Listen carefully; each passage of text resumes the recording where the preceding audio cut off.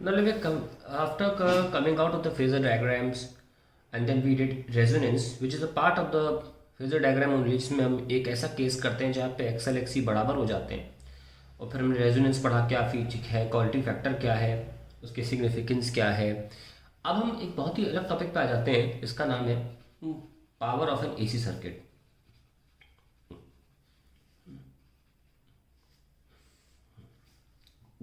ठीक है। अब पावर कैसे डिफाइन होती है? It is the rate of doing work, and who does work here? It is the charge which is doing the work, जिसको हम फ्लो के फॉर्म में करंट बोल देते हैं।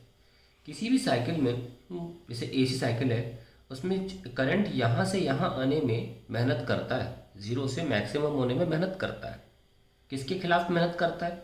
एक तो रेजिस्टर में रेजिस्टेंस है, जिसमें इलेक्ट्रॉन्स, रेजिस्टर में जो रेजिस्टर की जो रेजिस्टेंस है उसका कारण है इलेक्ट्रॉन्स का कैटायन से टकराना। फिर आ जाता है इंडक्टर, उसमें उसको सेल्फ इंडक्शन के खिलाफ काम करना पड़ता है। फिर आ जाता है आपका कैपेसिटर, उसकी अपनी रिएक्टेंस है। तो इन सब के खिलाफ काम करने की वजह से उसे कुछ काम करना पड़ता है।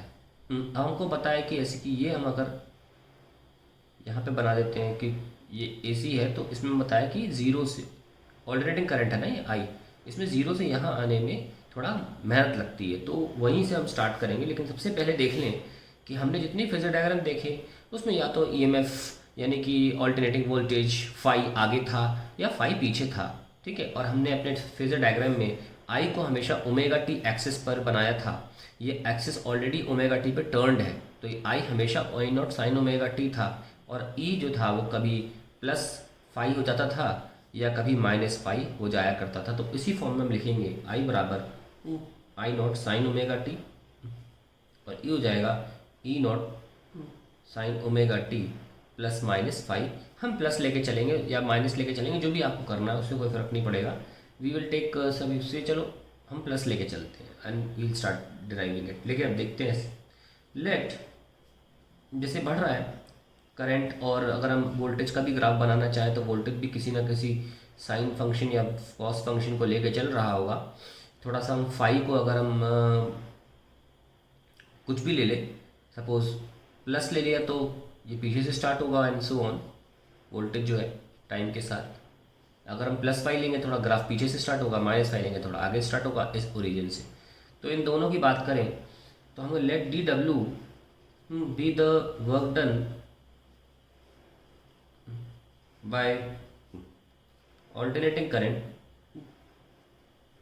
in increasing its value, increasing its magnitude against the impedance of the circuit। impedance में सब आ जाता है ना, impedance of AC alternating current circuit। तो डी डब्ल्यू की वैल्यू क्या हो जाएगी फिर? ऑब्वियसली वर्क जो होता है, आप बचपन में पढ़े हैं, इलेक्ट्रिकल वर्क की फॉर्मूला पढ़ा होगा, वी आई इंटू टी पढ़ा होगा आपने, मतलब पावर इंटू टाइम, ये था ना। तो वही मैं यहाँ कर रहा हूँ, ई आई इंटू डी टी, छोटे से टाइम में, क्योंकि देखो ये बदलता चला जाएगा। आई साइनोसॉइडल फॉर्म कर रहा है, ई भी साइनोसॉइडल वेव फॉर्म है, तो हर वक्त ये अलग वैल्यू है ना। डीसी में तो सेम रहता है ना ऐसे, तो बड़े आराम से हम ई इंटू आई कर सकते हैं, कोई इशू नहीं है। पर यहाँ पे हमें बहुत छोटे टाइम में ही करना पड़ेगा, ताकि उस टाइम में अज्यूम किया जा सके कि ई और आई बदल नहीं रहे हैं। इतना छोटा टाइम लिया जा रहा है कि हम ये अज्यूम कर लेते हैं कि उतने छोटे टाइम में ई और आई बदल नहीं रहे हैं, और फिर हम सिंपली ये डायरेक्ट फॉर्मूला लगा सकते हैं। ठीक है। तो डी डब्ल्यू क्या हो गया? E I d t. Now d W is equals to E naught sine omega t plus five I naught sine omega t d t, and then we have E naught I naught sin omega t plus pi sin omega t into dt। यहाँ तक पहुँच गए। अब हम क्या करने वाले हैं, E naught I naught, normally इसको ओपन करेंगे, sin omega t cos phi plus cos omega t sin phi multiply by sin omega t into dt। Now dw is equals to E naught I naught sin square omega t cos phi plus sin 2 omega t divide by 2 sin phi।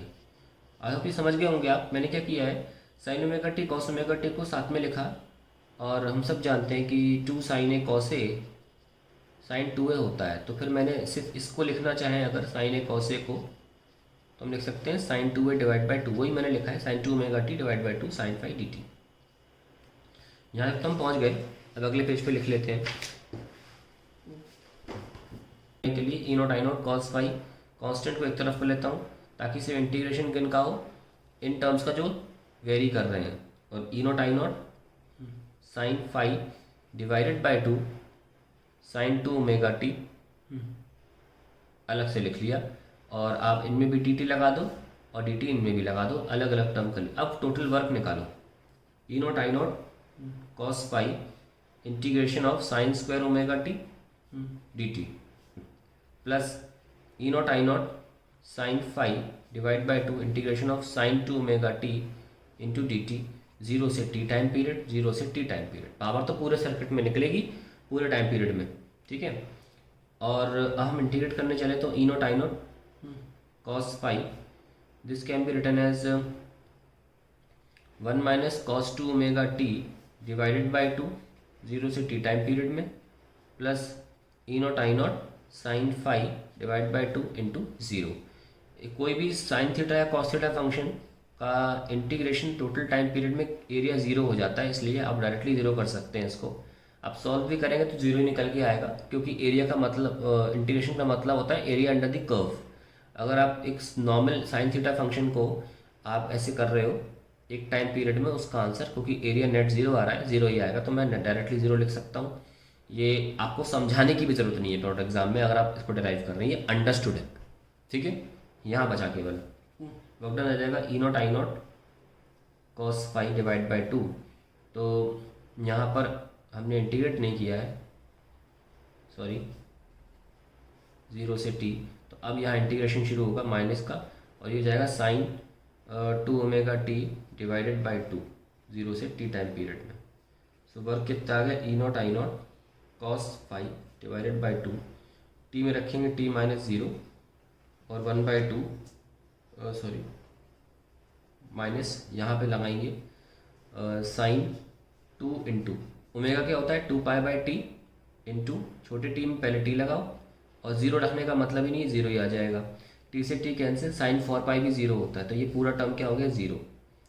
तो बचा कितना, बस ये T ही बच रहा है, T ही बच रहा है। अब एग्जाम में क्या करोगे, एग्जाम में डायरेक्टली इसे टी लिखोगे, ठीक है, कोई नहीं पूछ रहा आपसे, टी बाई 2 सॉरी टी नहीं टी बाई 2, ओके, क्योंकि टी बाई 2 आया है ना, 2 तो मैंने बाहर ले लिया। तो यहाँ मैं लिख देता हूँ कि इंटीग्रेशन ऑफ 0 से T sine square theta D T, या थीटा की जगह जो भी लिखना चाहो ओमेगा टी लिख दो, इट्स एक्चुअली टी बाई 2। ये एक एक्चुअली फैक्ट भी है ट्रिग्नोमेट्री का, ध्यान रखना इस बात का। चलो हमने कर दिया वो, अब हम आगे बढ़ते हैं। वर्क डन निकल आया हमारा, work is equals to E naught I naught cos phi T divide by 2। So work upon time, ये सिंपली पावर एवरेज आ जाता है, इससे total displacement upon total time हम एवरेज वेलोसिटी बोलते हैं, बिल्कुल वैसे। तो E naught I naught divide by 2 is the average power, and it's actually written like this, P average is equals to E naught divide by root 2, और sorry cos phi लिखना हम भूल गए, I naught divide by root 2 and this is cos phi. So power average क्या आ गई मेरी, ई not by root 2 क्या होता है E R M S, I naught by root 2 क्या होता है I R M S cos phi. This is the average power of an A C circuit. अब हम average power of an A C circuit तो जानते ही हैं, इस चीज़ को क्या बोला जाता है यहाँ से देखिए। तो अगला टॉपिक जो हमारा आता है वो है पावर फैक्टर, और ये होता है कॉस फाई। तो डिफाइन ऐसे करते हैं, it is the cosine of the phase difference between instantaneous